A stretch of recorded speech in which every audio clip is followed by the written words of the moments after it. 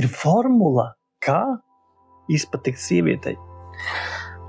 Un viņa it kā ir vienkārša, tāpat laikā it kā nav vienkārša. Kā to izdarīt? Te ir runa par to, ka ģimenē jau mēs esam kopā ilgāku laiku. Jo sākumā mēs, protams, visi spēlējam kaut kādas spēles.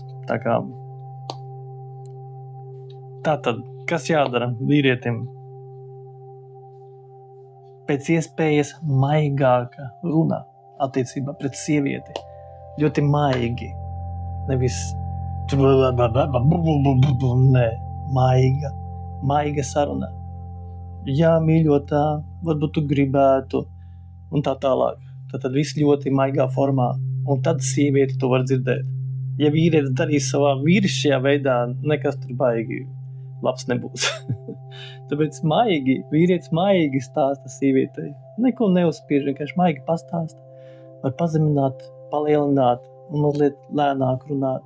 Lēnāk un zemāk. Maigi.